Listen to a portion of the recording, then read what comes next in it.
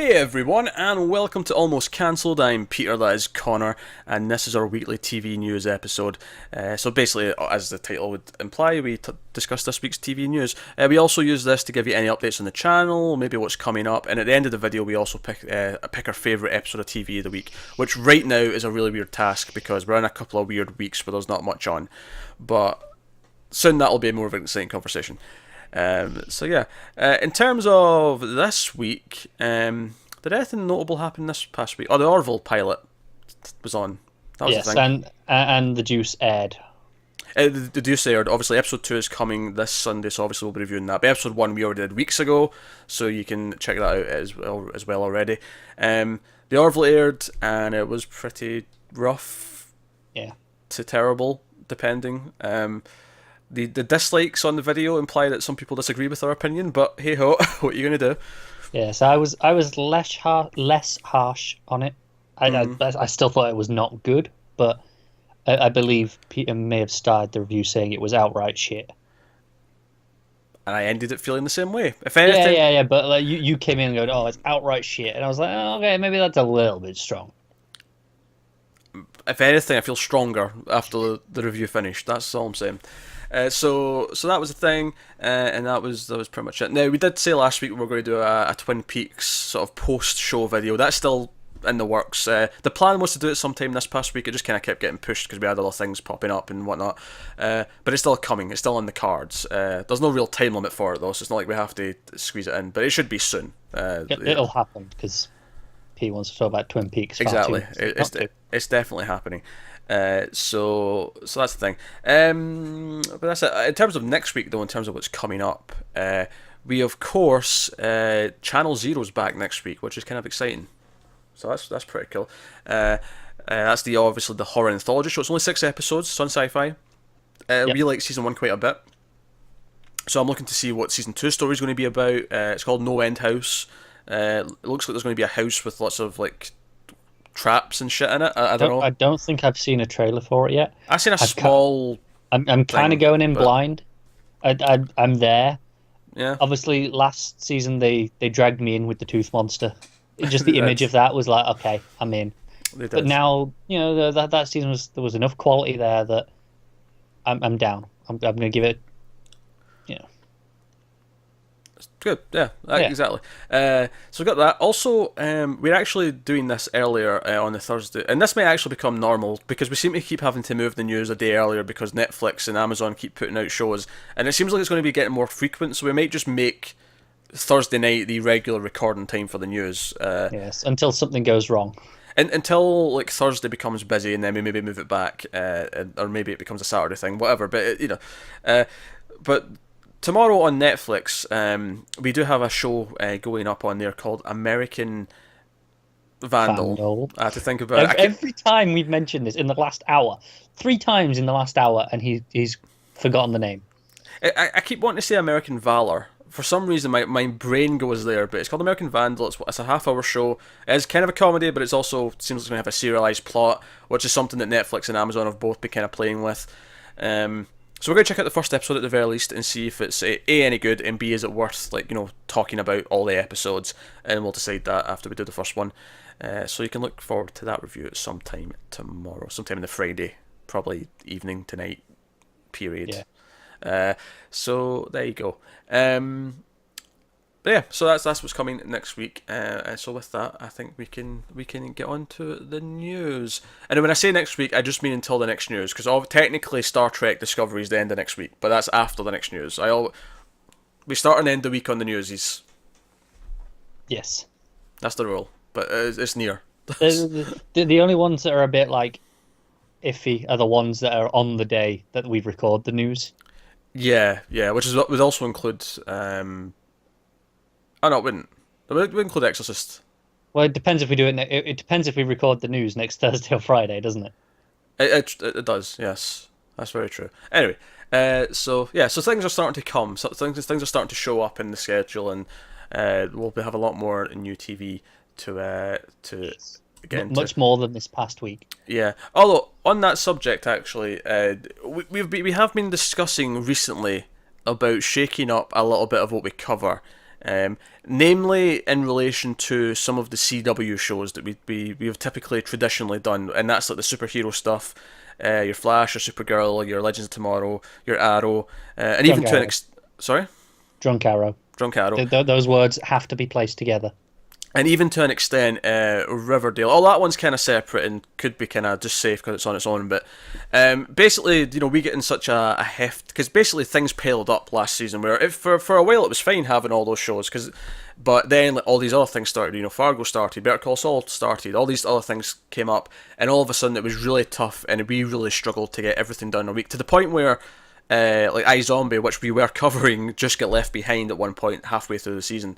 Yeah, and of course it's a symptom of the conversation that we have around those other shows is stronger. It's a different level, isn't it? It's a different style of conversation entirely. Yeah. We do get conversation out of the superhero shows, those ones, but it's very different. It's a bit more lighthearted. Now we're not saying we're definitely not doing them or anything like that, but we are considering like which ones could we drop.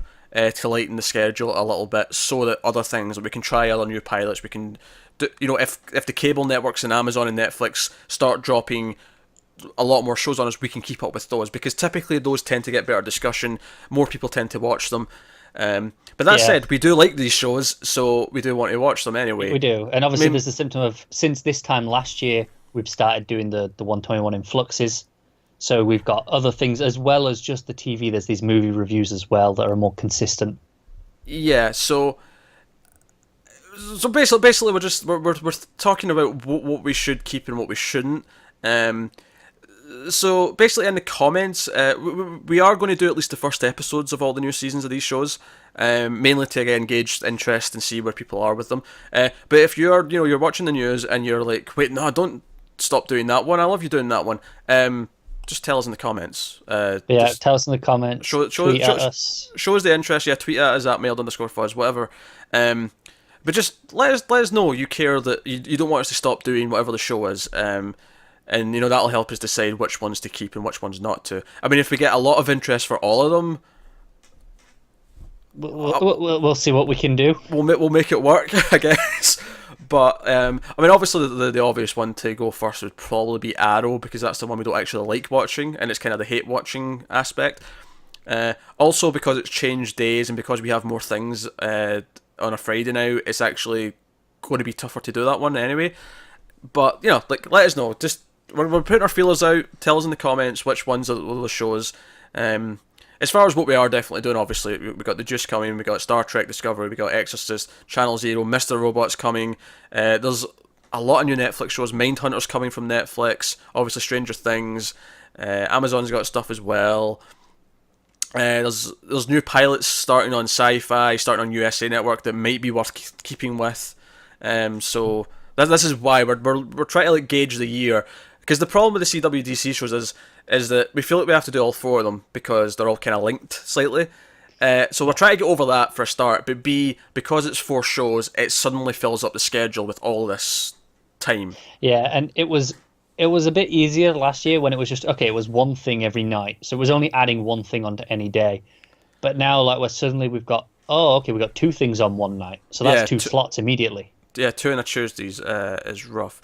Because, ideally for us, I think 1 show a night would be lovely all week. Yeah. Or maybe 6 nights out of 7. 1 good show a night for 6 days out of the week would be lovely. And 2 things on a night isn't too bad. Yeah, that's okay. That's manageable. It's when it's 2 of them are CW superhero shows and then anything else that we might have on top of that. Yeah. Because last year's Tuesdays, we struggled a lot. Which, amusingly, Tuesdays aren't as bad this year, but Tuesday used to be really bad when it also had Scream Queens, it also had... Channel Zero. Channel Zero was on Tuesday, and then there'd be a pilot on a Tuesday, and be like, oh my, we can't even cover this pilot. I think there was one that we had 6 or 7 things on one Tuesday. Night once, and that was... So that's a week's worth of content. Yeah, so we're just looking at lightening the schedule a little bit in terms of that stuff, so we actually have the option of doing other things. the problem has become that Legends Season 1 wasn't that great, so you could almost have said, oh, just take Supergirl and Flash and don't do the other two. But Legends got kind of good in Season 2. Legends was actually better than probably at least Flash in Season 2, and more consistent probably than Supergirl, so it's harder to decide at this point. Like that's why we want some input. See what people are passionate about. What do you want us to cover? Yeah, so in terms of that stuff, what do you actually want? What do you care about? What do you care about as possibly I mean, equally, of course, if you actually don't care and you'd rather us not, and you'd rather us put our time elsewhere, that's useful things to know as well. Are you going to start a war in the comments? Well, I mean, just to see some opinions. Sure. This does not affect Agents of S.H.I.E.L.D., despite the fact that that is also a comic book show, mainly because we think it's better than those shows typically. Now, we're both DC fans more than Marvel fans, but that show is better than those DC shows. Also, a lot more people watch that as well. There's a lot more interest generally in that show, so that's why there's no risk of that. Again, just boiling down to how much we talk about something. I mean, if you look at some of our reviews of the more in-depth shows, we're 40 minutes to an hour, whereas the CW superhero shows it's maybe 20 minutes. And that's maybe longer in some weeks. Like it's not even that unusual to only be 15 minutes on a CW show. Whereas Agents of S.H.I.E.L.D. tends to give us at least half an hour to talk about. Like there's a lot going on in a lot of them episodes at least. Yeah, there's meat in the bone, but so that's really. I mean, obviously we're trying the new Marvel show, The Gifted, which we may or may not keep depending on if it's good. But it's a chance to try different things. So it's not that we're dropping all of them. I mean, unless everyone says just drop all of them, which I doubt you will. But never know. And like I said, we'll definitely do the first episodes because anyone who is passionate about those shows but doesn't necessarily watch the news videos, exactly. We want to give them a chance to save their shows. It's weird to say it that way, but yeah. So let us know in the comments, like which of those, if you're. So, I'm just gonna say I feel a little bit dirty. This feels like Amazon's pilot season. You make the decision for us. Well, no, you're just influencing the decision. Like, if people really care about, Supergirl, they want us to keep doing Supergirl, speak up, we'll keep doing it. And because arguably I still want to watch that's most the thing, of I still them. Want to watch them. It's just... Not Arrow so much, but... Oh, yeah. That's the problem, isn't it? Yeah. But it's like, well, that's still 3 shows. It still adds a lot into the schedule, especially on a Tuesday.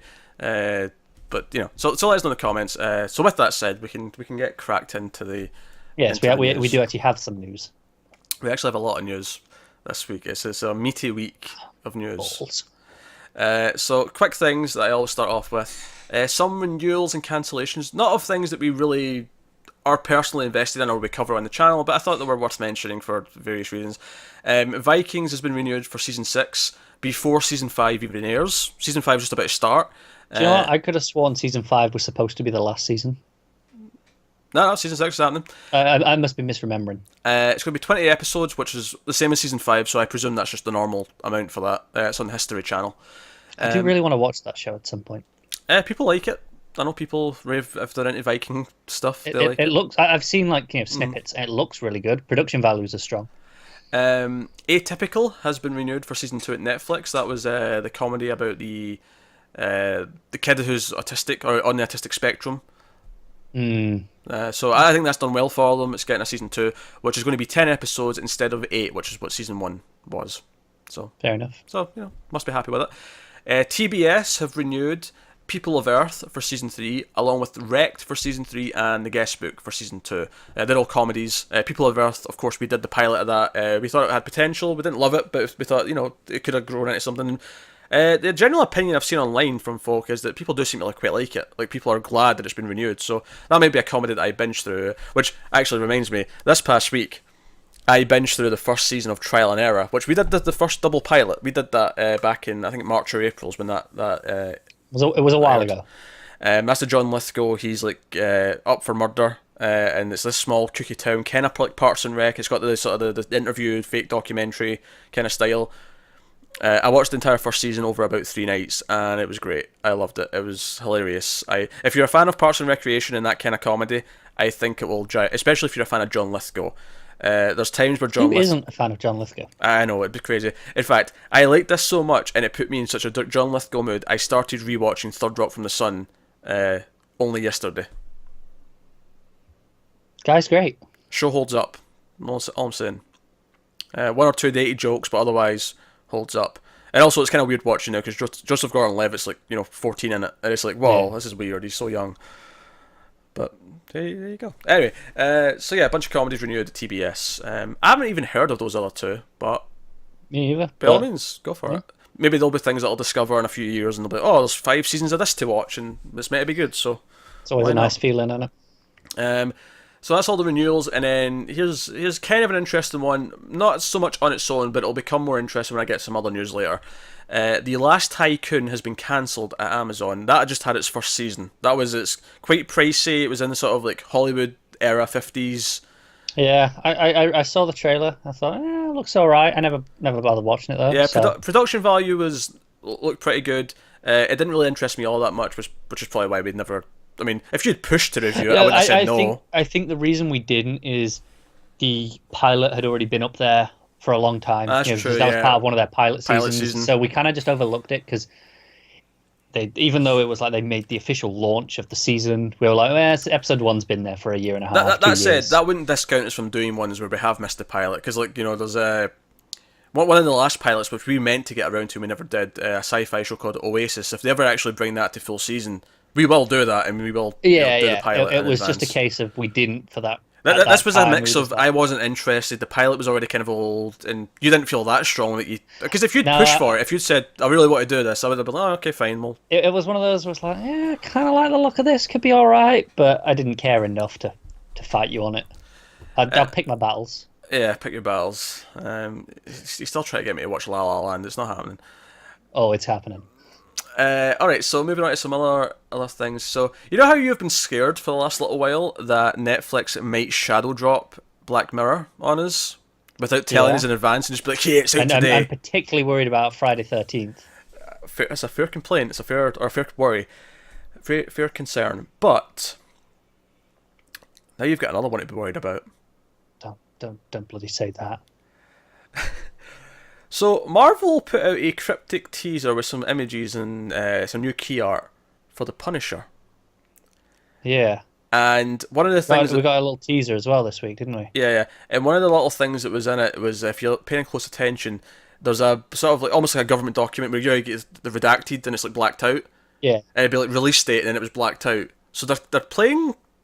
they're teasing with it. And at least in Deadline's opinion, it seems to be that it's going to be sooner rather than later. That they think it's a bit more imminent than maybe people were thinking. Because we're kind of, for a while now, we've been going November. And that's been the general consensus.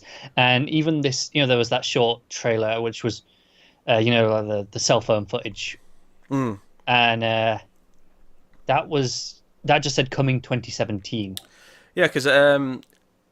it says it'll be launching this fall, with sooner rather than later seeming to be the case. That was the exact wording in the Deadline article, and they seem to think that they're going to... Do they know?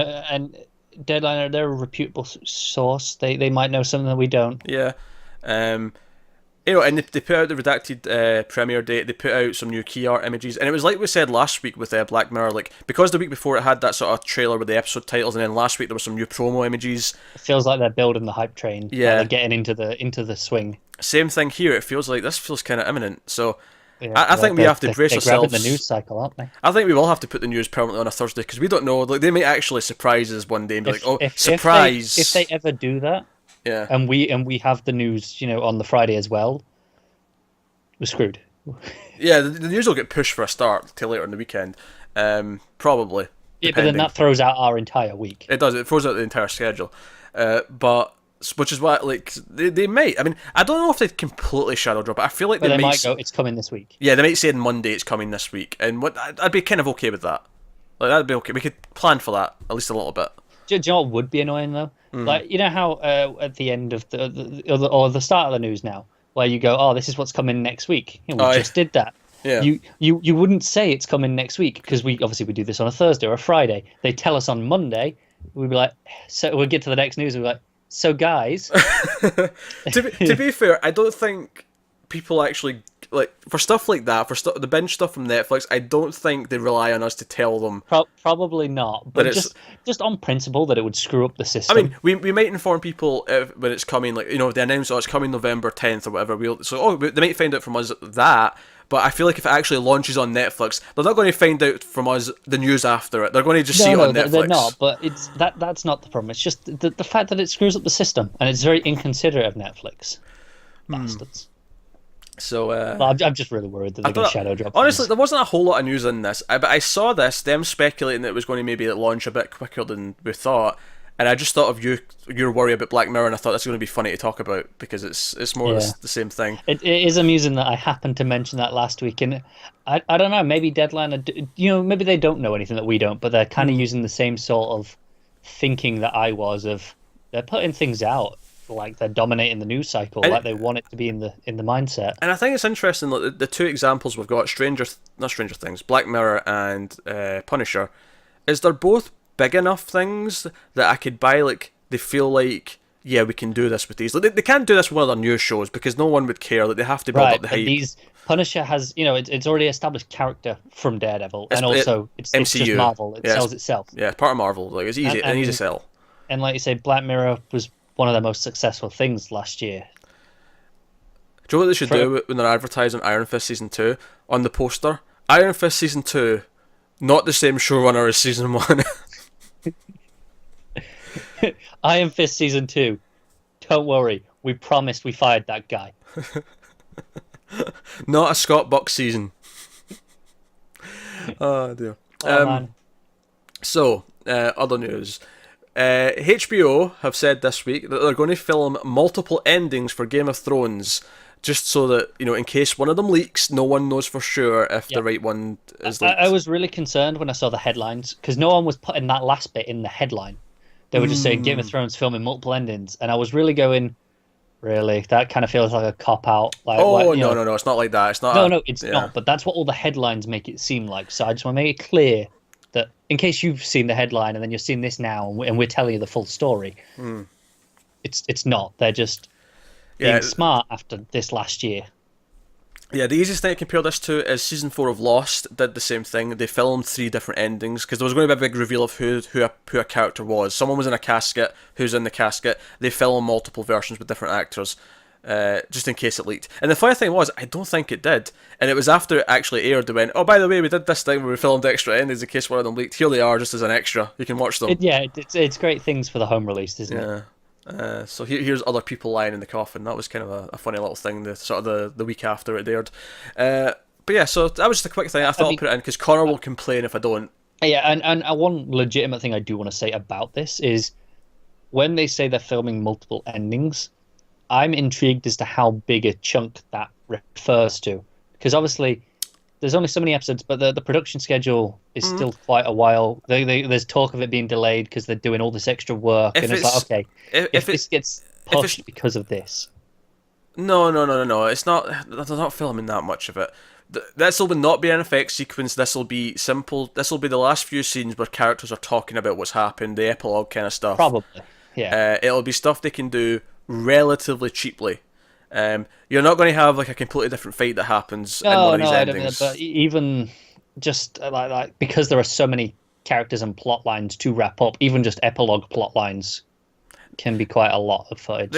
They already delayed it. They already implied it might not come till 2019. Yeah. So I don't think this is what's causing that. I think this is something they're doing additionally. If this delays it at all, it'll be like a couple of weeks. We will never know that because they've not announced a date yet. No, we wouldn't know. But it's just the idea that it's like, okay, you're doing extra work. You're just assuming things and being cynical because that's who you are. I am. But you all know this by now. And you're the worst. Next up, we got some casting news for a couple of things. Speaking of DC shows, actually, which again we'll obviously try the first one, see how it is. But Krypton has a new bit of casting. Not that I know Sean Sipos. He's on the Vampire Diaries and Melrose Place apparently, but he has been cast as Adam Strange. Oh, okay. So I have to say I'm still morbidly fascinated about this show. I'm a lot more morbidly curious what it is. than I was before. Like, but before we got this new twist on it, where there's some time travel and Adam Strange and Hawkwoman have went back in time to, because it says here, so it's set 2 generations before the destruction of legendary Man of Steel's home planet. Oh, obviously we knew that. It follows Superman's grandfather, whose House of El was ostracized and shamed as he fights to redeem his family's honor and save his beloved world from chaos.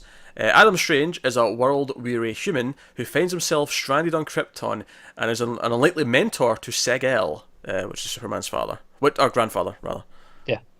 Because obviously Jor-El is his father. Before the nerds jump in, I know that, right? I just misread the word. That would be a heinous crime for you. Oh dear. So yeah, I don't really have much to say about it. I just wanted to point out, remind you it's happening. Adam Strange has been cast. Yeah. Remind us that Adam Strange is part of this. Exactly. And speaking of reminding you, again, this is why this is here. Although I did actually know this actress. I didn't know her name, but once I read who she was, I was like, oh yeah, it's her. Man, she's in everything now. So remember, we're getting The Haunting of Hill House on Netflix. Aye. And they made, obviously, The Haunting was the movie version, and they remade that in 1999, which was terrible, the remake. But they're doing a series, 10 episodes. Mike Flanagan, who directed Ouija, Origin of Evil, and Hush, and Oculus, he's the one who's directing this. So, a lot of good reasons to be into this. Yeah. A lot of reasons to be excited. And we already know that Carla Gugino was in it as well. However, they've added Victoria Pedretti, who I didn't know. She's a newcomer, apparently. But they've also added Lulu Wilson, and you're like, who's Lulu Wilson? Like, why is she important? Who is Lulu Wilson? She was the very good, might I add, little girl in both Ouija Origin of Evil and Annabelle Creation. Because there was this weird thing in Annabelle Creation when I went to see it, because obviously I did it for Screams, and I went to go see it.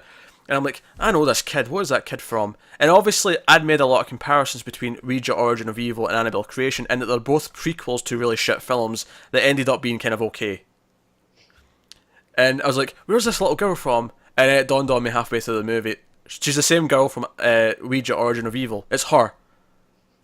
She's in both movies. I haven't seen either of these, so. And it really there was this weird realization, and Tim had the same thing, because we were talking about it in the episode of Screams, where we were like, yeah, halfway through, I was like, holy shit, she's the one from that, like, she's in both movies, the parallels just keep on stacking up, like, it was insane.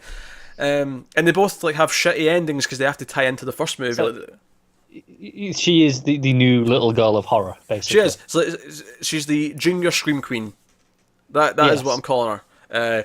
And she's very good. She's very good in both movies. So I'm actually excited about this. I think this is good. So she's in a horror series on Netflix. Yeah, that's what I mean. Like, she's in two big horror films of the year. Then, this is coming up. So no, I am excited about this. Remember, it's going to be 10 episodes long. Mike Flanagan's directing the whole season. It's a ghost story, of course. It's based on a book. But no, thumbs up. So this is likely coming next year. I am. Everything we've heard about this sounds good. Yeah, I'm down for it. Add it onto the list of Netflix things that we will be covering. Oh, it's an ever-growing list, isn't it? Like I say, it's going to get a point where we're just going to have either Netflix or Amazon will have something every Friday for us. It's going to get to that point. So next up, SyFy have decided not to proceed with one of their pilots. Now this one's a little bit interesting. This is called The Machine. The reason why this is slightly interesting is because they made the pilot. We had news several months ago. I don't know if you remember this. I do remember the name. So yeah, the news we had several months ago was that they decided to redo the pilot because they saw this one. Yeah, they saw promise in it, but they wanted to rework it. They've remade the pilot and then decided they're not going ahead with it. I guess they were like, you tried. Yeah, apparently the new pilot is better than the first one, but ultimately they just said we're not going to do this. And to be fair, SyFy have got so much new stuff starting. They've got a lot of promising things. They've got stuff like The Expanse and other stuff that people love. We're on it out, good fun. Obviously they've got 2 more seasons of Killjoys.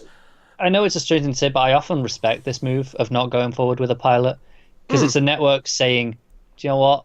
This isn't good enough. I mean, obviously the cynic in me just says, they're going, this isn't going to pull in enough viewers. But maybe they're going, part of me goes, if it's good enough quality, it will bring in the viewers. To be fair, I think they're now saying, I think they're trying to up their standard of quality. They're trying to put a new image on themselves. Yeah, Aren't they? they've got the new logo, all that. Obviously, the expanse and stuff like that. It's kind of the first big step of now we make high caliber original programming. Now it's not Just just Channel Zero. Channel Zero's another one. Just the look of it, it looks like a high budget, high production show. Yeah, so they're definitely doing different things. And I think this is them saying, no, like, this one wasn't working. We'll try different things.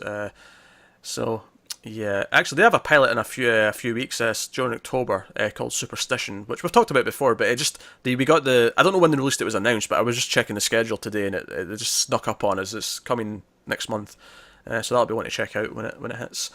Yeah. So that's that. So next up, so we're on to new shows for the most part now, starting with the comedies as we usually do. First up, Jim Carrey is in line to work in a comedy for Showtime, which he's already got a relationship with because he produces I'm Dying Up Here, which is something they've got on right now. But he's in works to be starring in Kidding. Funnily enough, we'll reunite him with Michael Gondry, or Michael. It's Michael without the A. I'm not sure how to pronounce his name.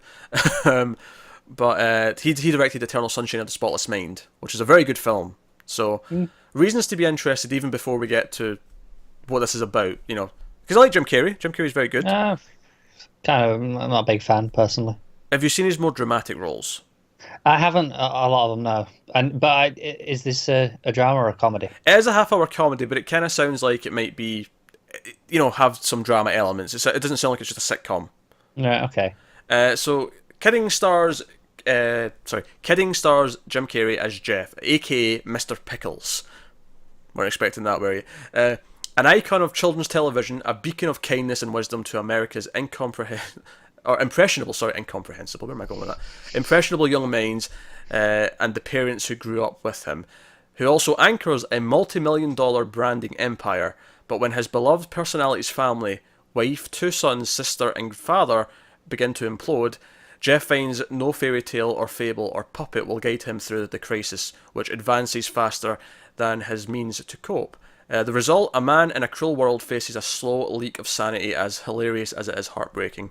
So this sounds like it'll definitely have dramedy elements where it's actually kind of taking the subject seriously even though it's going to be funny. Yeah. I think this is kind of interesting. I like the premise. I don't know. I think it sounds alright. It doesn't do anything for me, though. You can tell you've not seen Eternal Sunshine because you don't care about the director. You've not seen that, or you've not seen Truman Show. You've not seen Man on the Moon. All the good dramatic Jim Carrey roles. So no, this is what I mean. Like, I've seen a lot of his comedic roles, and they've never done anything for me. So nothing here. Like I said, it could be very good. I just have no context. But for me, it's not doing anything. Well, I'm interested.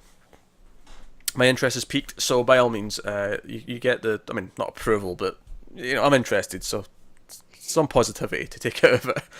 Alright, next up, NBC is put in development a comedy called Sour Mash, which is a single camera comedy. It comes from Blacklist writers Michael Gagerman and Andrew Waller, which is interesting because that's obviously not a comedy, that's a action thriller show. But Sour Mash is about the brilliant Latina chemist from Brooklyn with a passion for making bourbon who is tapped to become the master distiller at a failing family-owned distillery in Kentucky. She finds that making great bourbon is easy compared with the eccentric family that's hired her. So it sounds like she goes to move in with this family who own this distillery. She's there to do the actual work, and she has to deal with them being cookie. Sounds like it's going to make me want to drink even more than I already do. I'm just saying. Look, I'm not.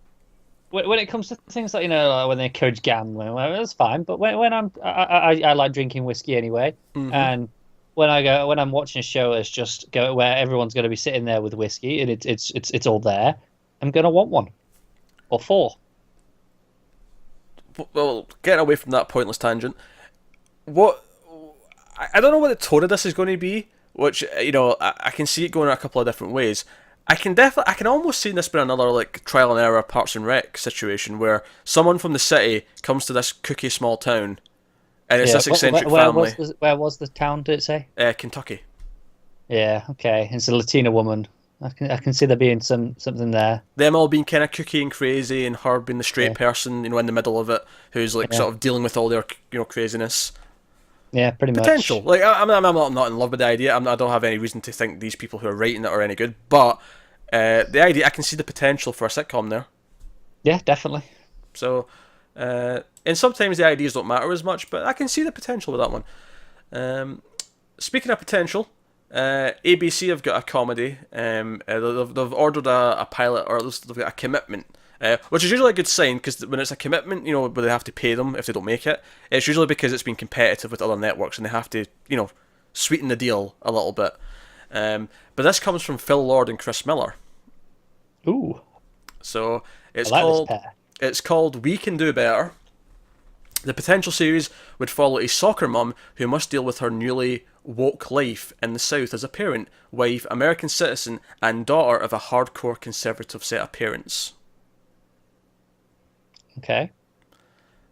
So, yeah, I can see potential there. A lot of Miller's enough to get me interested. Yeah. Also very topical subject. She's in the South. She's got conservative parents, but she's maybe, had a liberal awakening, or she's whatever. It's the idea of this generational gap, isn't it? Yeah. So I can see potential there. I can actually see more potential there as just the straight drama elements than I can necessarily the comedy. But I'm sure with Lord and Miller, I'm sure that'll be peppered in. Yeah. And it's what they do best. So, so 2 sitcoms with potential in a row. This is an odd episode of the news.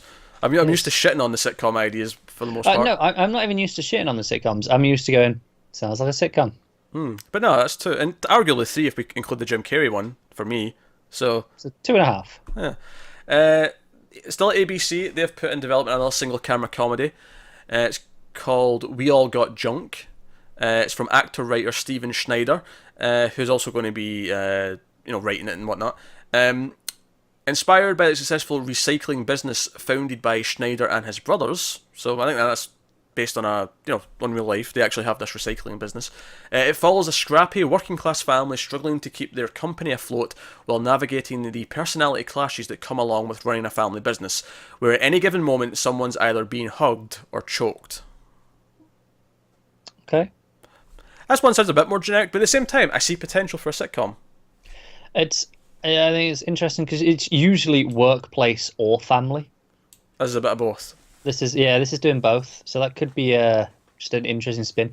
The problem with it is it wants to have the best of both worlds and ends up not succeeding at either necessarily.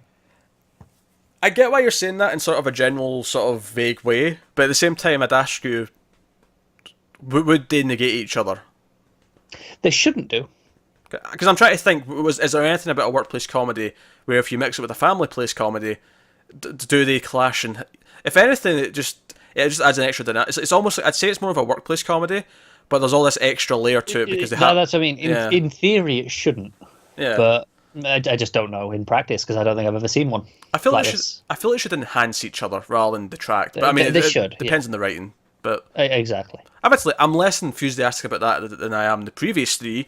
But again, I don't think it sounds bad. I think it's a fine idea. It sounds all right, yeah. Sticking with comedies, but now we're over at CBS. Oh God! So the streak is done. Again, very competitive. CBS has got the Big House, which is a multi-camera comedy from the former Two Broke Girls executive producer Liz Astroff.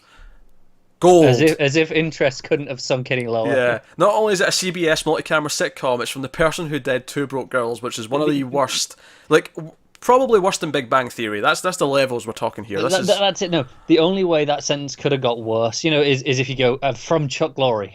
Yeah, if it was the two of them teaming up, combining forces for the worst sitcom of all time. It's written by Astroff, inspired by her real life experiences. And this is actually really weird. What was her life like that if it inspired this? But hey, the Big House centers on a newly engaged woman and her son who are settling into life with her fiancé and when her ex-con ex-husband gets out of jail on good behaviour and moves in with them.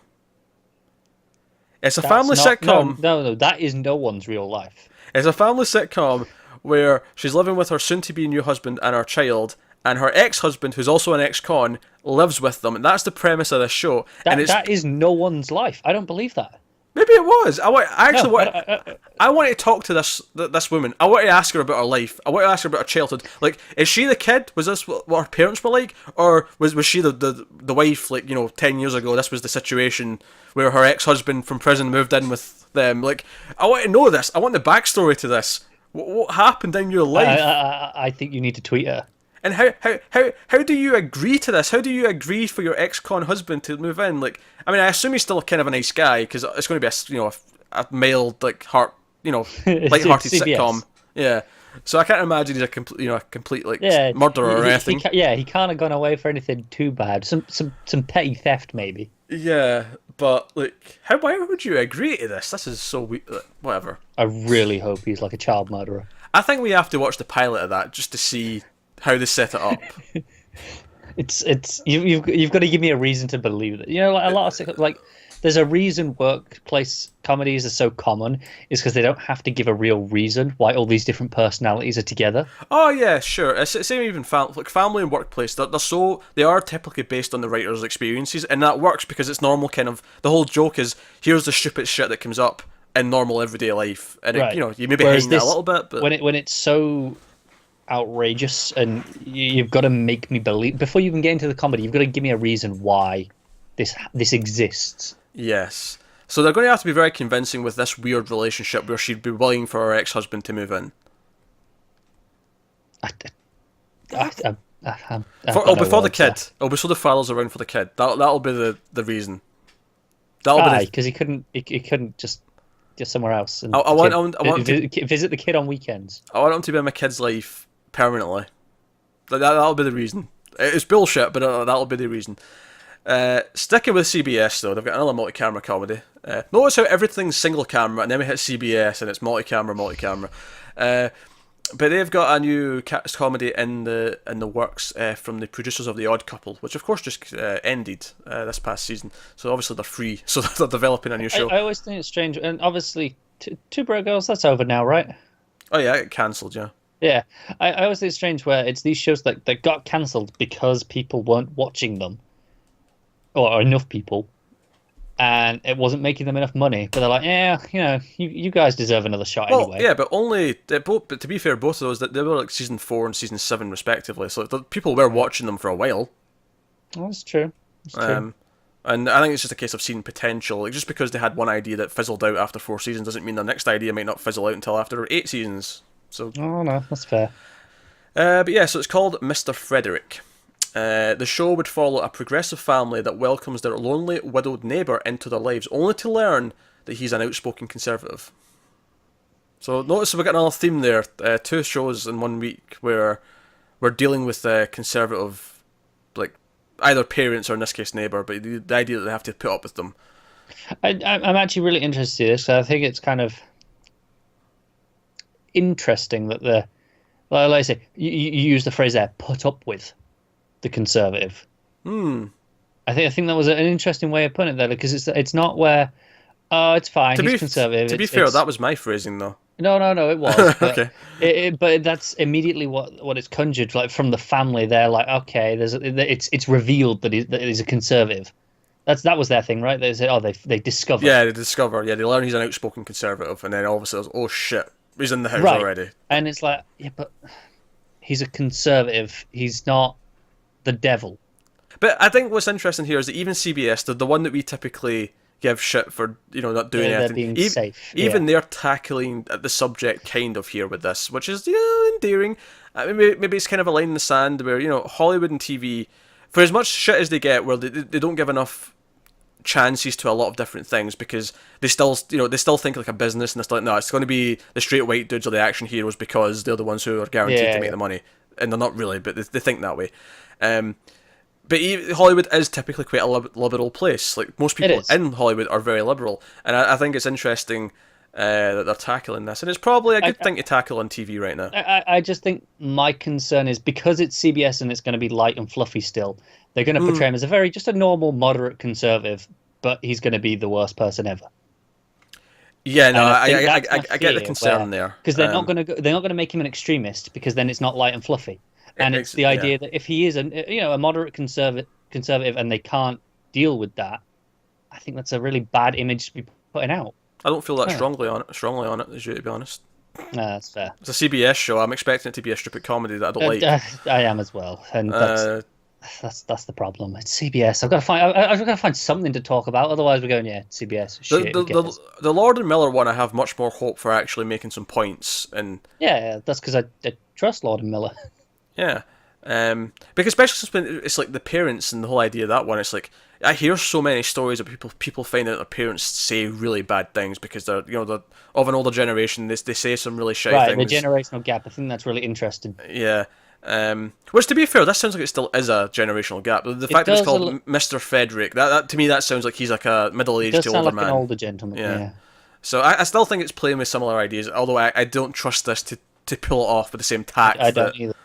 And honestly, I don't know if any other week I'd have even mentioned this, but the fact that this was just the second one this week that was kind of playing with the same idea, that I thought it was worth bringing up. I wouldn't dissuade them from wanting to tackle these ideas and issues, though. I think there's a way that they could do it, and it could be worse. Potentially, yeah. If it's just like he's a villain with evil horns and a mustache, and he does no. Yeah. But that's the thing. Depending on how stream you go, you could feel that way anyway about him. But if he is just a sort of normal person who happens to be conservative, yeah, they have to treat it with a bit more. It's got to still seem like a person. He can't seem just like a villain. But it depends on the tone of the comedy, though. Like it does. I don't know. This is pure speculation. It is, and I think it is very telling that we assume the worst from the CBS one. So next up, we're going over to Amazon for a few comedies that they've got in the works, and there's a sort of wider scale to this Amazon, because this came out as a big batch and came out together, but there was a couple of dramas. I'll save the meatier part for the dramas. But some Amazon things that are in the works. They are working on and some of these, by the way, have almost nothing to go on. They're very... Either they don't have a description, or but they all have something. Like, so the first one, there's no description and it's untitled, which is like, well, why are you even telling me about it? Because it was in this announcement with all the other ones, and at the very least, we have two people involved. We have Fred Armisen, who I'm not really familiar with, but Maya Rudolph, I do know. She's involved with this one. So that's the thing that's happening. And interestingly, that was the one that's actually greenlit. That's got a series order, whereas the other two, which have titles, don't have series orders yet. But hey, do the other two have descriptions? One of them has a small description. Okay. One is called Upload, single camera. The first one was single camera as well. Half-hour comedy set in the future, hailing from The Office creator Greg Daniels, and it's got a pilot. Not a series, but it's got a pilot. I'm interested in that one. It's got a premise that I go, ooh, and then someone attached where I'm intrigued. Yeah, I mean, literally the premise is it's in the future. Yeah, but that's enough. It's something. Well, I mean, that's what I mean, though. It already tells me more than the last one did. True. No, it does. It does. And then the third one is called Making Friends, half-hour series, although it is a multi-camera comedy. And it's the first multi-camera thing that Amazon's ever done. In terms of comedy scripted, anyway. I don't know. They may have done like a special, like a... if they've done a stand-up thing, obviously that's multi-camera. I don't mean that. I mean... Yeah, that doesn't count. Yeah, I mean in terms of comedies. Upload sounds interesting. Upload sounds like it might be in that vein of like The Tick, where it's a comedy, but it's also got more going for it. Well, I said, I said, it sounds interesting. I'm going the future Upload. So I'm going, is this like, the idea, have human consciousness been uploaded? Yeah. Is it playing with that? I don't know, but immediately I'm thinking about what it could be. Making Friends comes from the creators of How I Met Your Mother. Oh, nice. Not nice. I mean, I didn't see the ending, but... That's one of my favourite comedies.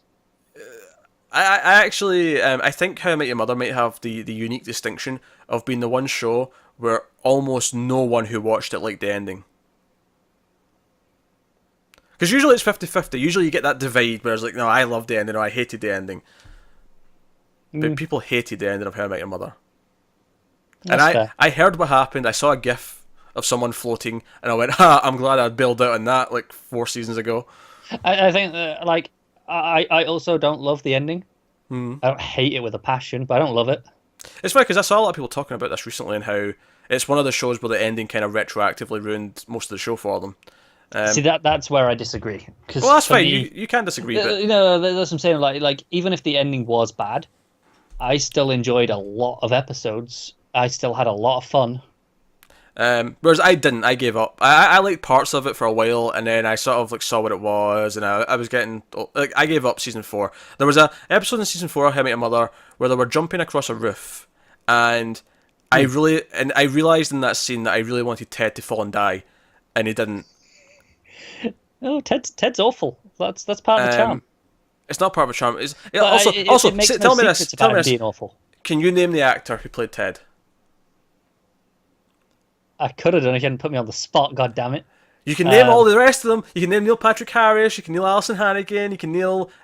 John, if this had just been off the top of my head, I could have done. But you put me on the spot, and it goes from my mind. Yeah, it did that. The other 4 all have more meaningful things that they've done in their lives. Ted, nothing. Honestly, though, when you said, "Oh, you can name all the others," I went blank on those because Kobe Smulders and what's Marshall's name? He is quite famous. Jason Segel. There you go. He is quite famous. Yeah. He's probably the most famous one, arguably. But like, he's the one that. But no, all the others, they all talented. They all have done other things of worth note. Ted, what crap character? And I'm not necessarily saying the actor's bad, but he's probably pretty bad. It was all right. Yeah, but he was an awful character in the sense that he was an awful person. But it made no secret about that. Yeah, so from the creators of How I Met Your Mother, makes me not give a single solitary shit about this show. That makes me the most excited out of the 3. Oh no. I disagree with that entirely. But there you go. That rounds up the comedies, I believe. Now, this next one is not a new show. It's actually a bit of casting news, but this is one where we've not heard about it in a while. I wanted to put it here just to sort of give you the description again, remind everyone this is a thing that exists, this is happening. Leonette Borrego has been added to the cast of this, but the show is The Last Ship, which is a TNT show, a post-apocalyptic naval drama, which already has Adam Baldwin in it, so there's another name that's relevant. The series chronicles the aftermath of a global catastrophe that nearly decimates the world's population. Now, CNO Captain Tom Chandler and his crew must confront the reality of the new existence in a world where they may be among the few remaining survivors. Borrego, who's been cast, will play Amara Olanta, a Grand Colombian special operator badass on Octavio's team.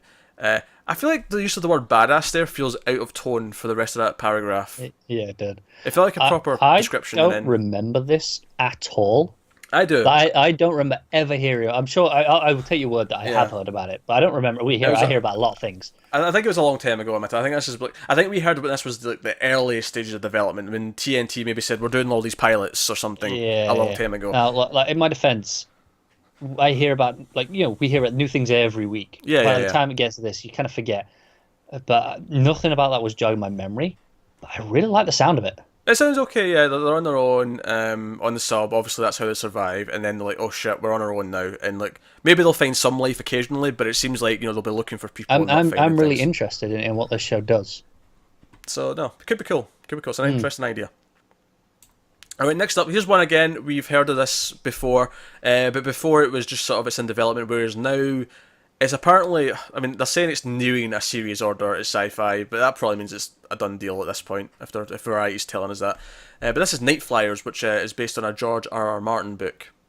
If you remember speaking about this a while ago. In fact, I think we mentioned there was a movie in the 80s as well, which I don't think is meant to be very good. But anyway, so it's based on Martin's novella of the same name. The story follows 8 maverick scientists and a powerful telepath who embark on an expedition to the edge of our solar system in the hopes of contacting alien life. They travel aboard the Nightflyer, a ship with a small, tight-knit crew and a reclusive captain. But when terrifying and violent events begin to take place, they start to question each other, and surviving the journey proves harder than anyone thought. Yeah, I do remember this one. It sounds awesome as shit. It sounds right up our alley. It sounds like exactly the sort of thing I enjoy. Yeah, SyFy, greenlight it. Just do it. I'm in. Do it. Yeah. Now, so yeah, sounds cool. I'm happy for that to be a thing. Whether it's a one season thing or maybe he's got ideas to expand it beyond just maybe the journey lasts that long and it's the journey the whole time. Or maybe there's an idea of do they actually find something, and if they do find something, what does that then do to their already damaged psychology because they're all messed up because of. Alternatively, if they don't find something, they made this trip for nothing. It depends. I imagine maybe the ending of the book probably tells you if to find something, but we don't know that, so I'm going to not find out and let the show do what it wants. We'll try not to find out. So sticking with Martin though, he also had a show that's in development at HBO. Now I don't know if we actually brought this up. I remember seeing this on Twitter actually. It's a book called Who Fears Death. The author of the book just tweeted out at one point a few months ago that there's George R. R. Martin might be producing this for HBO. This might be a thing, a TV show. I don't recall this at all. I apologise in advance if I screw up this name. It's an African author, so the name obviously is not something I'm used to. Nide Okorafor. Too many vowels for me to. I get so much satisfaction just watching you stare at words, thinking really hard about how you're going to say it. I mean, the first name has two N's at the start, which is, I just assume it just sounds like an N, but... you probably assume wrong, because... Yeah, Okorafor. So I apologise if I'm butchering your name, I really do. I really don't like butchering people's names, but... like they're listening to this. Yeah, I never know, they might. So that was in July. She tweeted out saying that this might be a thing. Apparently, it's closed a development deal, so it's in development officially. It's not got a pilot order per se, but it's officially in development at HBO. Something's kind of came of it. Who Fears Death? I mean, you could look up the full description of the book, but the short description they give, which I think is enough to have an idea. Who Fears Death is a coming-of-age story about a young woman living in a post-apocalyptic version of North Africa. I'm in. I take it back. I do remember hearing about this. You did mention this. Cool. I think you butchered her name before. I probably did, because... I mean, honestly, that wasn't what jogged my memory, because you butcher a lot of names. That's true. But that I do remember, now that you mention it. I like this idea. I like the setting's completely different. For post-apocalyptic, it's always the same places. I like that this is somewhere completely different. Yeah. How does this affect that part of the world, specifically? I am fascinated by this. I think this is a really cool idea. I hope this happens, and I hope it's good. Yeah, obviously.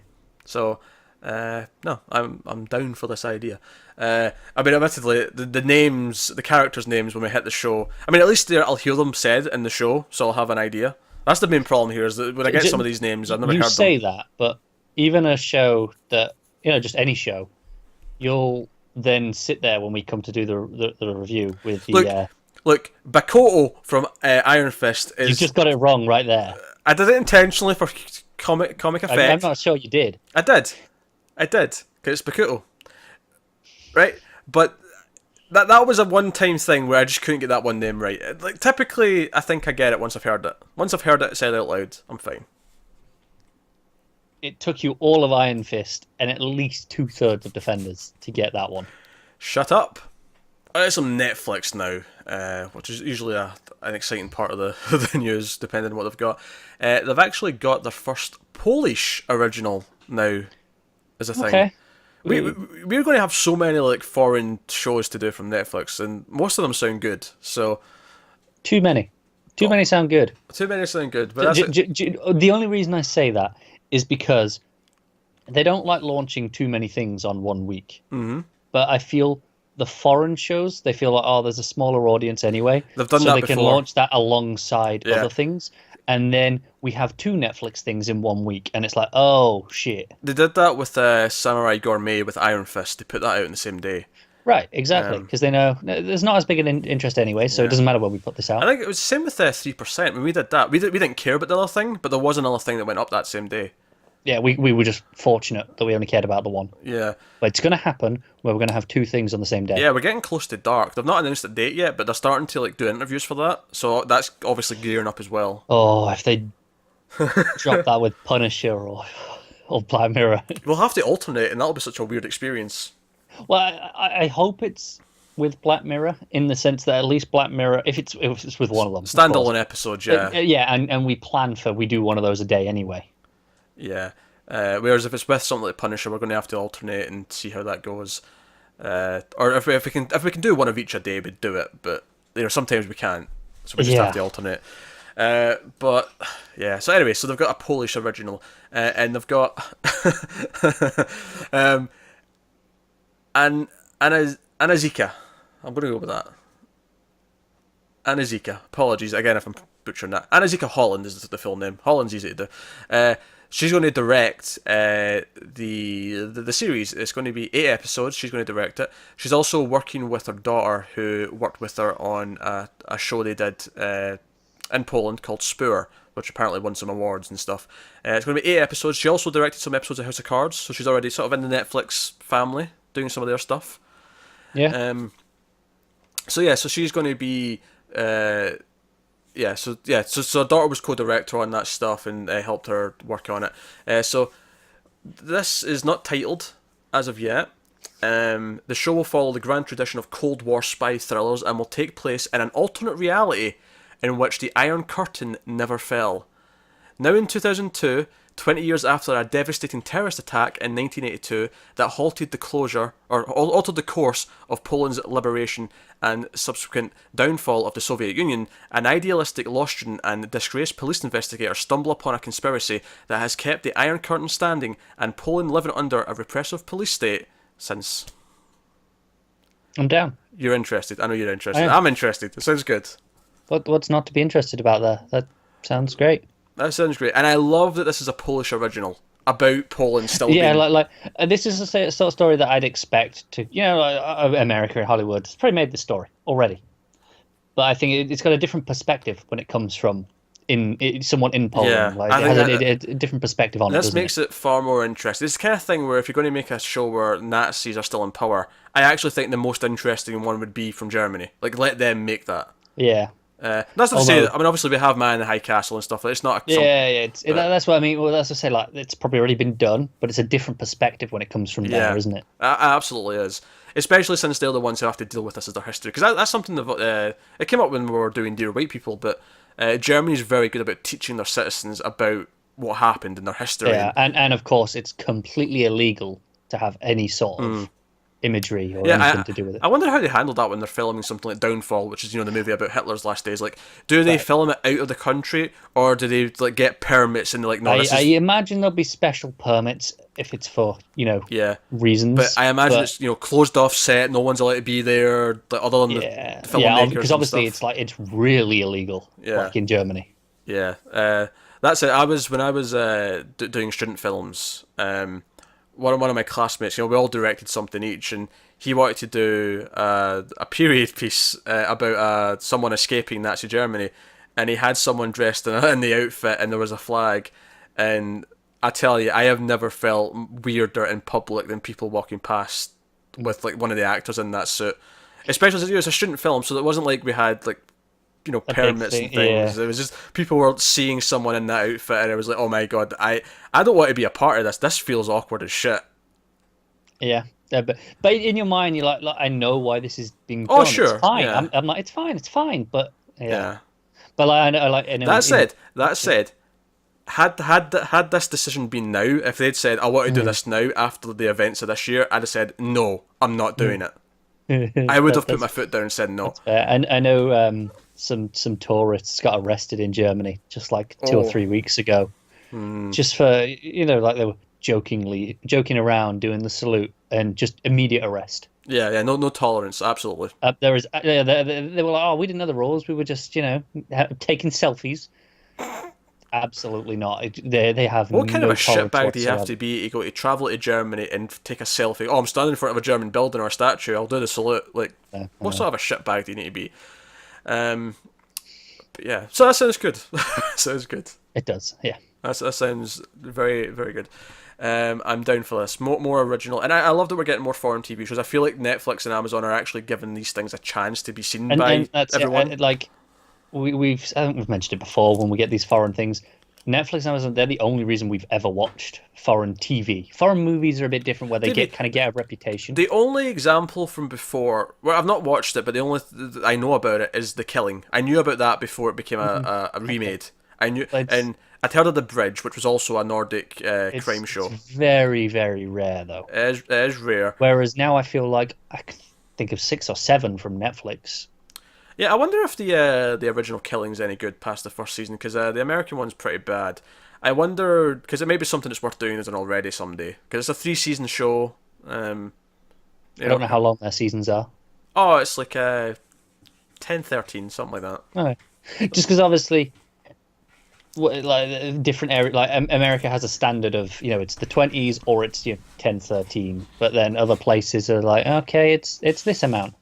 Like look at like BBC Sherlock. You go, all right, it's 3 episodes. And I'm assuming Peter's off dealing with cats because it's always cats because they're bloody menaces. Just keep talking. We're fine. No. You just slowly moved off so awkwardly.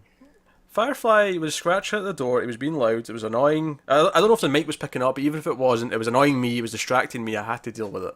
The thing was, you were trying to hide it, but you just slid off. It was really noticeable because you.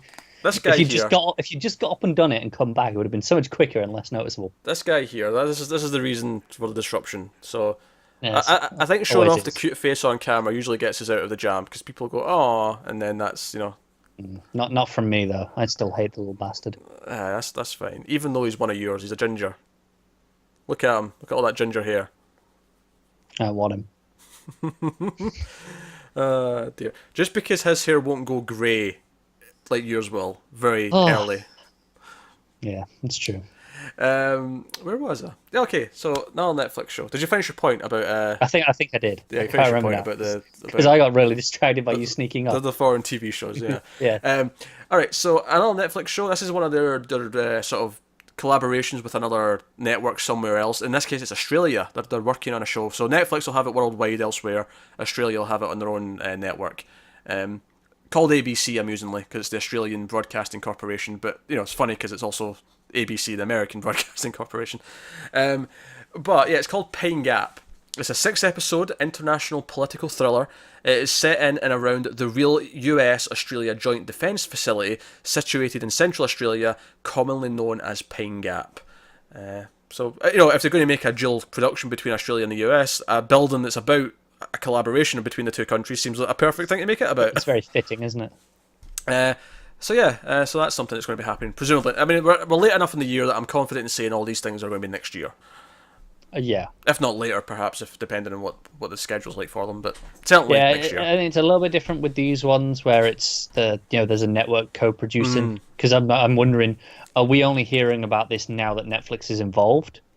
Or is this the inception of the show? Netflix are involved from the start. Because if it's this, Netflix are only just involved.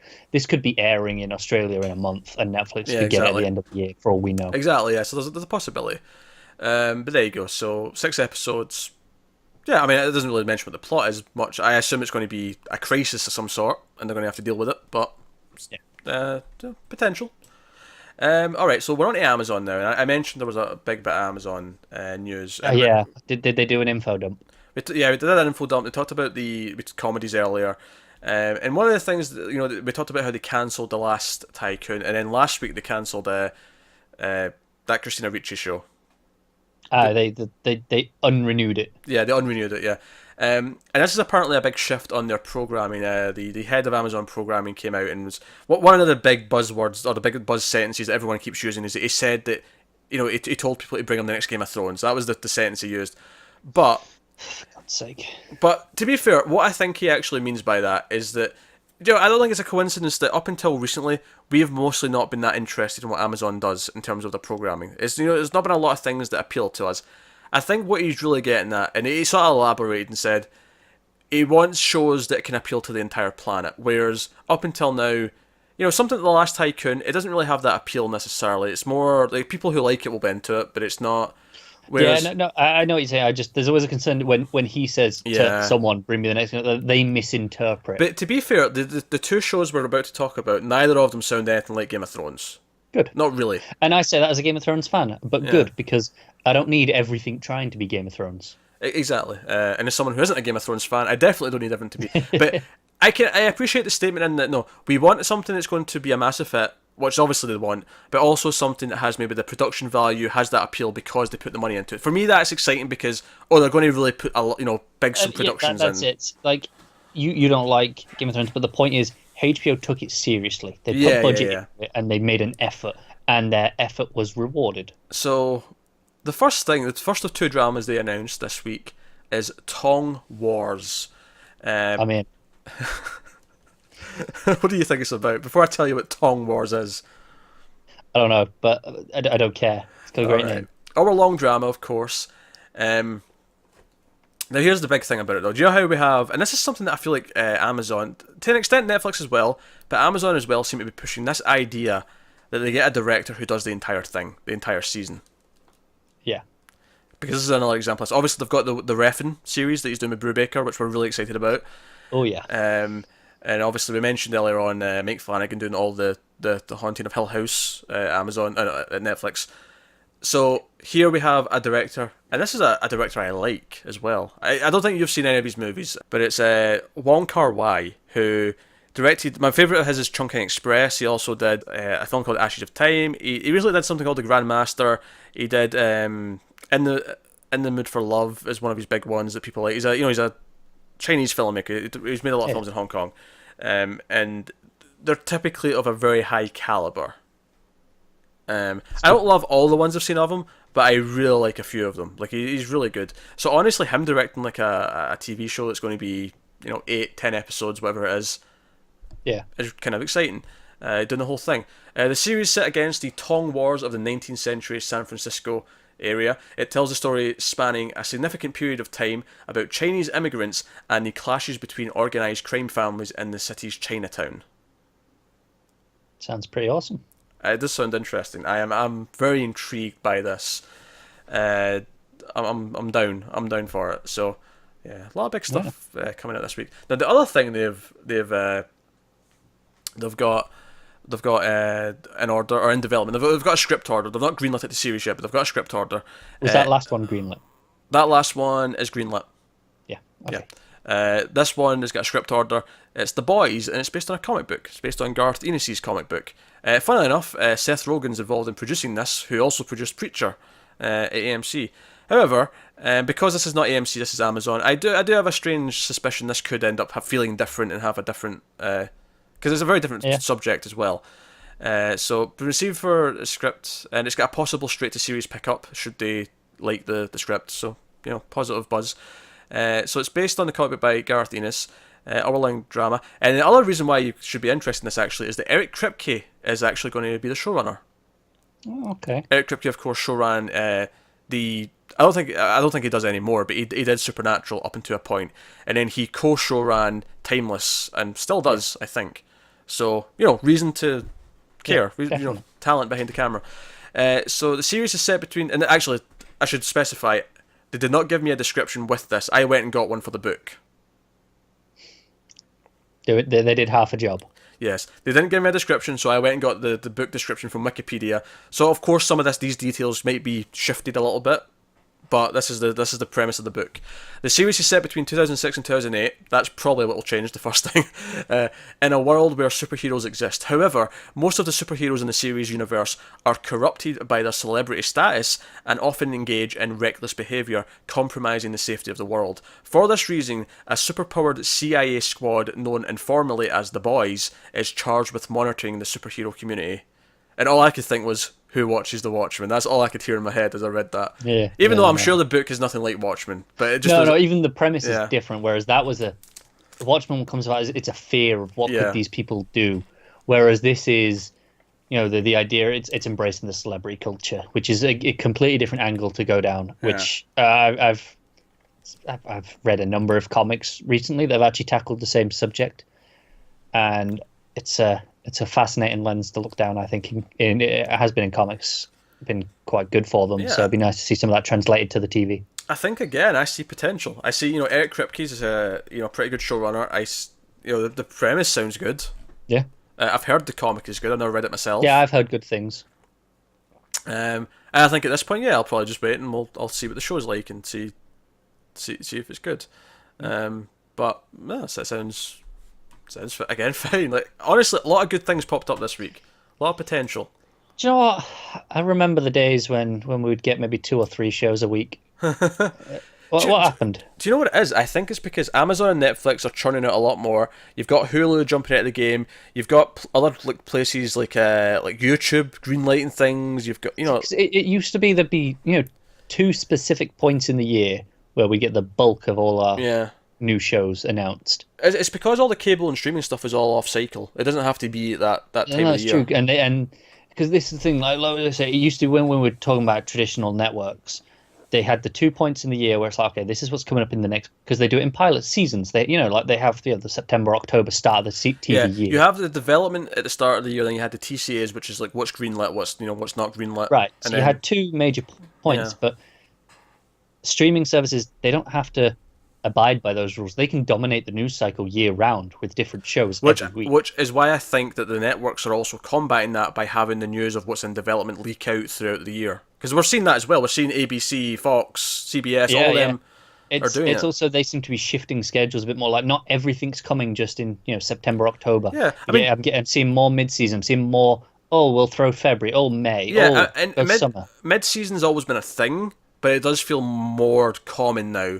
Mid-season felt before where it was like, hang on, this isn't going failed. so well. Yeah, we need to fill that gap with something else. Mid-season before was a show that started in September, didn't do well, so they had some mid-season shows as replacements because they knew that not everything was going to survive, and that's where they came in. Whereas it's like now they're planning to go. No, this is for mid-season. And likewise, there's shows that are on September that are only planned for 10, 13 episodes, and that's it. They're not getting more. Like the Exorcist is a perfect example on network TV where they go, no, it's this length. We want something after it, but that's not a negative. That's not getting the back 9. That's just the plan for that show. Yeah, and we saw it with Scream Queens the year before. It obviously didn't get renewed for season 3, but it did get after season 1. It did get that renewal, and it did get a second, exactly. So. And it's just showing that networks are adapting to try and combat this. Well, whether they're succeeding is another question, but they are trying. But I applaud them for making the effort. All right, so moving on to something next. History. So, we started off with a renewal for one of their shows, because they're doing more scripted content. They have greenlit The Breach, Inside the Impeachment of Bill Clinton, a 6-part scripted drama. So I'm down. There you go. I like my politics and my biographies and those sorts of things about those subjects. So I have more, but I've made a little bit of flub when I was copying things, and I've put another news story in the middle of this news story. I'm just moving it around so I can tell you more about it. Isn't he a bloody disgrace? Go to the comments, tell Peter he's a bloody disgrace. Right, okay, I fixed it, it's all done. Alright, so it's based on a book, which had a longer title, and I can tell why they decided to change it, because it was called The Breach, Inside the Impeachment and Trial of William Jefferson Clinton. I get why they shortened that a little bit, because that's a bit long. The show looks at how one of the nation's biggest political scandals unfolded, from the revelation that President Clinton was having an affair with Monica Lewinsky, through the political combat that saw Hillary. It's not a hard name. I've said this before. Lots of L's and R's together I struggle with, okay? I've said it before. Hillary Clinton, Newt Gingrich, which, by the way, that's a very Harry Potter name, right? It is, isn't it? Newt Gingrich. In fact, I'm almost convinced, not the same character, but I'm sure there was 2 characters that had each of those names in Harry Potter. You're thinking there's Newt in Fantastic Beasts, he's the lead, and you're thinking of Gringotts, the bank. Yeah, that's what I'm thinking of. Yeah, there you go. And you must be going, you nerd. How did you know you knew exactly what I was getting at. I can see it on your face. Prosecutor Ken Starr, Congressman Bob Livingston, and many others dominating the national headlines. The series will take viewers inside the Republican and Democrat war rooms, revealing the infighting among the president's advisors, the secret back-channel negotiations between the White House and Congress, Tom DeLay's strategy to force President Clinton out of office, and the Democrats' pressure for Clinton to resign. This sounds like your wet dream of a political show. It does. It's got. I love political dramas. I do. I have little interest in this, but when they're sharply written, I think they're thrilling. But obviously, when they're not well written, they're dull. Yeah, I have little interest. It's not because I don't see the potential in it. It's just, I don't know. It's just not an incident in history that I'm really that interested in kind of learning more about. See, for me, that's not. I mean, I already know about it, so I'm not I'm not there to learn. But the scheming, the war rooms, those are the bits that's like, they're the things I love most in political dramas. Yeah, I'm just not that fussed about it. But nothing about it sounds bad. But it's a 6-episode finite thing. Obviously, it's renewed for season 2. What are they going to do for the second season? But yeah, for people who are interested in this, I think it sounds fine. Yeah, you never know. For season 2, they might have a different impeachment to worry about. We can hope. We can. We can hope. This episode's been very political, sprinkled throughout. I don't know how that happened. We don't normally do this. It's your fault. I blame you. Yeah. So, next up, AMC is put in development a drama. And here's another one where they've not actually titled the show yet, but again, the book title will have to be shortened. There's no way in hell they're using this. I feel like there was one of these last week or the week before as well. Honestly, there's a colon. You can tell that they could probably just call it before the colon. But the book was called "They Can't Kill Us All: Ferguson, Baltimore, and a New Era in America's Racial Justice." So it's a heavy topic, right? So right away you're looking at that and going. See, that's the thing I can see. Like you say, they want that first bit of going, "They can't kill us all." But the rest of it after the colon is what it tells you what it's actually about. It does, but show titles don't have to tell you what it's about. They don't. I actually I hate when people say, "Oh, it's shit." It doesn't tell you what it's about. That's okay. If anything, I like going to watch Silence of the Lambs and not knowing why it's called that, and then halfway through you hear it and you go, "Oh, that's why it's called that," and it's like a moment. I love that in stories, so I'm okay with not telling us. But yeah, so published in 2016. The book was acquired by Make Ready, who have optioned it and they're developing it for AMC. It examines how decades of racially biased policing in segregated neighbourhoods with failing schools, crumbling infrastructure, and too few jobs led to the high-profile cases of police brutality in Ferguson, Cleveland, Baltimore, and elsewhere, and the birth of Black Lives Matter, the movement seeking justice for the deaths of Michael Brown, Tamir Rice, and Freddie Gray. Heavy stuff. I would not have necessarily expected this from AMC. Maybe this is them attempting to do something a bit different. I can see that being the possibility. This is the sort of thing where I'd expect it on HBO, kind of like, from the sort of people who would do The Wire kind of thing. Like I could see them doing something like this. But certainly I think there's potential there. It's going to be a very heavy subject. Here's a question. They've not titled it yet, right? And we're thinking they'll probably just call it "They Can't Kill Us All" because that's the first part of the title of the book. Yeah. I don't know if legally they could do this. I don't know if there's a copyright thing here, but if they could, do you think they would have the balls to call it Black Lives Matter? I don't think they would. And the reason why I bring that up is because as I was reading this earlier when I was getting news and I was thinking about it, I'm like, think of the shit that dear white people caught. Just from people who heard that title and went, "Oh no, this is that, it's this propaganda," and people, we got comments on some of our reviews of it saying, "Oh, don't give this notice," and it's like, "Oh, shut up." But you get those people who react, and it's almost like, if nothing else, for the controversy of calling it that, you would get headlines. You would, but I feel like I don't think AMC. I've got the balls. I don't think they've got the balls. That's fair. I was trying to find a more diplomatic way of putting it, but I think they'll go safer. Like, They Can't Kill Us All. It's a title enough that's intriguing. You want to know more, but it's not overtly going to push people away just based on the title alone. Whereas if you call it Black Lives Matter, some people, idiots, will react the same way we saw. I can still see this having that backlash, even with a title. It probably still will, because of course it will, because people. But like I said, I don't think AMC have got the balls to actively, go, "Come on, man, we bring it," because that's essentially what it's doing if they name it that. Yeah, I can see them even not picking that title though. I can see them going with something a bit more, because even "They Can't Kill Us All" might be too aggressive. Yeah, just sound. Yeah, I can see them wanting to go a little bit more. It's worth mentioning, as much as I said it's inspired by the book that's about all these events, it's not actually going to be like a telling of those exact situations. It's going to be fictionalized. The potential series will also reflect current events of race relations through the stories of voices of fictional characters. So it's taking those ideas, what happened, and putting it into a fictional world where we're going to explore those ideas and what led to it. And so, assuming that it's not necessarily like a real version, instead of having Black Lives Matter, do they have a different name for it within the show, and can they get away with naming it that?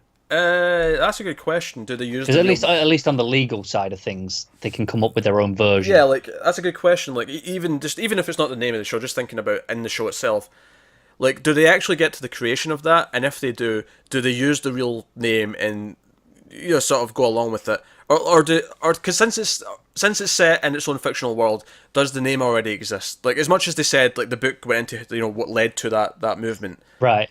But then, like I say, because it's fictional and things are different, do they just go, well, "This is our version"? It's clearly what like this movement is. It's the parallels are obvious. We don't need to Yeah, tell you. But we're going to they give it a could do. different name. They could do. If I was to guess, though, I'd say no. I'd say they'll call it Black Lives Matter in the show, but the show won't be called that. Obviously. Yeah. I think they'll use the name of the real movement in the show. It'll already be a thing. I'd probably imagine that all these events happened in the show. Like they're all real world that happened in the show, but it'll be modern things that are going to happen Like after that. Yeah, with fictional characters. Okay. I get you. I think that's what my guess would be. I could be completely wrong, but that's how I'm seeing it right now. So that's They Can't Kill Us All. I'm definitely interested, although, like I said, not sure how I feel about AMC on it. But they do Better Call Saul, so They do. they also do Into the Badlands, which less than stellar. Yeah, and Walking Dead, and its associate. And Fear the Walking Dead. I already fear the Walking Dead. Now you're giving me a show called Fear the Walking Dead. Alright, moving on. Starz has ordered a Latino drama called Vida to series. Vida is a half-hour drama series focusing on two Mexican-American sisters from the east side of Los Angeles who couldn't be more different or distant from each other. Circumstances force them to return to their old neighborhood where they are confronted by the past and shocking truth about their mother's identity. Yeah, alright. Oh, this is fine. It sounds fine, but it doesn't. It's not got anything that really grabs me. Yeah, but you had a really negative noise there. Like it was like that was a CBS noise. It wasn't a negative noise. It was more of a, all right. Like that's fine. Yeah, I mean, there's no creative talent behind it that makes me go, oh, there's nothing there that makes me go, oh, I'm interested. Like really, I want to know more. The story is like, okay, sounds like a fine premise. And so far, like Starz doesn't have a big catalogue of things that I care about where I'm convinced this will be one thing or the other. So, but it's like a fine idea. It's definitely what it does sound like though. It's a half-hour drama, which to me is like, so it's maybe not all the way into the comedy, but it's kind of like, again, we're talking about these Amazon and Netflix half-hour shows where it's not a sitcom. The lines a bit, yeah, but it's like sort of in between. And that said, it could also be like a really hard-hitting drama. It just happens to be half an hour long because that's the format they want. But why not experiment? Why not do different things? All right, on to network stuff. ABC. Yeah, so far it's all been cable and streaming. I've just realised when you said that, I was like, it's just we've been going for so long already. Yeah. These will be a bit quicker because I doubt we'll have as much to say about these. But ABC is developing a drama series inspired by the life of Real Housewives of Beverly Hills star Kyle Richards. It's called Glass Houses.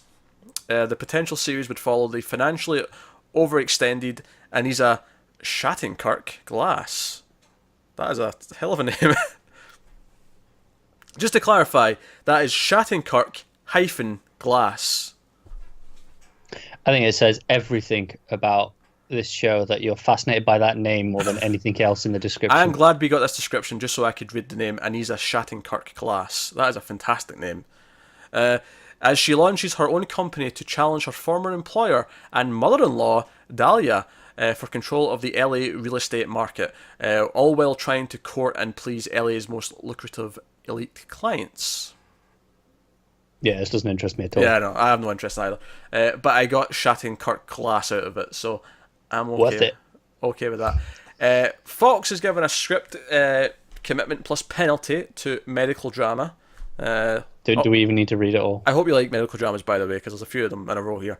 Can you just say medical drama 1, medical drama 2, medical drama 3, and we'll move on? Comes from a House of Cards executive producer. Guess that's a no then. As a no, along with Howard Gordon, who worked in 24 and Homeland. It is untitled. It centers on Charlie Foster, a hyper-charismatic doctor who travels the world in search of the most innovative new medicines, all while he and his team tackle the most challenging, unique medical cases from their special hospital wing in Cambridge, Massachusetts. Yeah, we're not interested. That is the most medical drama of medical dramas. Next up, also Fox. Fox have got 2 medical dramas in the works. Of course they bloody do. It's called The Family Gene. It's not a family-owned hospital. Before you. Well, no, because that would be it if it was on CBS. True. Fox have a little bit of dignity. It's a medicine drama based on a non-fiction book called The Family Gene, A Mission to Turn My Deadly Inheritance into a Hopeful Future. Again, long book title. Let's just take the start before the colon and use that. But yeah, it's actually been produced by Jim Parsons, of all people. That's Sheldon from The Big Bang Theory, if you're unfamiliar. The family gene follows Dr. Gwendolyn Langer as she saves lives in a cutting-edge clinic that brings together high-stakes medical procedures with the miraculous advances of genetic medicine. Langer takes every case personally because she and her sister, Surgeon Evie Langer, so there's a bit of a family business thing going here, but not to the extent you thought it would be, have inherited a deadly disease of their own from the parents. So they have a potential disease, and so they're driving to fix it and research all this. Why are you expanding on it? Just get through it. No one gives a shit. Each week, the family gene takes on a compelling and emotional medical mysteries, as well as Gwen and her team, who refuse to accept that DNA is destiny. The book was inspired by Linda's personal quest to discover the truth about a likely fatal genetic disorder. Next. Go on, give a thought. No. My thought will come at the end of the third one. Okay. I'll tell you how shit they all are. CBS. No, this isn't CBS. This is a family one, isn't it? CBS has put into development an untitled medical spiritual drama from Dr. Harley. I was going to say Robert there, but this is so close to Robert, but it's like two letters of swap. This is a weird name. Rothbart, from Dr. Harley Rothbart. Book Miracles We Have Seen. America's leading physicians share stories that they can't forget. So again, really long book title. They wanted to shorten it. So Miracles We Have Seen also sounds a bit shit for a TV show title. So I don't think they'll use that either. Just miracles. Medical mysteries, because they mentioned that, I think, in the next paragraph. Medical miracles. There you go. Medical miracles. Maybe that's what they said, and I'm just misremembering it. But the Untitled Medical Miracles Project it was. Yeah, you got it right. That's how predictable. I haven't read this. I've never heard anything about this before. That's how predictable CBS are with these things, and how obvious they'll go. But it's untitled, though. That's the temp title. I can see them keeping it, though. It's a medical drama that exists at the intersection of the spirituality and medicine, revolving around two surgeons, one who is grounded in hard data and the other who pursues the dual mission of faith and science. There you go, that's your 3 medical dramas. So it's Scully and Mulder in medical school. Or in a hospital, essentially. Kinda, yeah, got a little bit of that. Look, back me up in the comments, people, but I vote we just skip medical dramas in this section from now on, because this show is long enough without talking about shitty medical dramas that no one cares about. Overruled. Look, no, we're in the medical drama section here, not the legal drama section. You can't do that. Yeah, but it's a slippery slope. Then next week you'll be, this will be all the law dramas. Then next week, take all these generic cop show dramas. No. We talk about them all. It's not like I'd bring them up again when they cast the lead star, and I'm like, let's bring this back up because we all care about it, like I did with the Hill House and the other, ones. Once is too many already. You hear development, and if it gets greenlit, I'll mention it then, and that's it. Yeah, that's twice too many. So last in the news this week. And more from CBS. One more CBS show, which has got a pilot order, and it's a remake of a BBC show. Funnily enough, from someone who produced it, name of Dan Lin. The BBC miniseries was called Murder. I imagine it'll probably get a flashier title for CBS. Murder's kind of boring. Anyway, the potential series will be shot like a true crime documentary, taking audience inside the emotional journey of an investigation, allowing them to discern the truth and judge the suspect's guilt or innocence for themselves.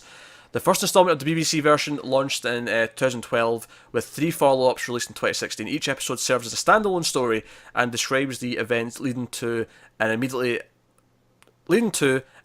after the murder is taking place. So, so it's basically, it seems like it's meant to be an anthology, but CBS is so procedural that it just kind of works anyway. Well, that's it. Like, I imagine on the BBC, this was a proper serious thing. Like, a proper serious anthology where it goes into it, really explores it. I don't even think it was. It was like a one-time thing. I think the first one, and then Right. But I think, but it was done as a serious thing, and then then they did the follow-ups, which were probably taken seriously as well.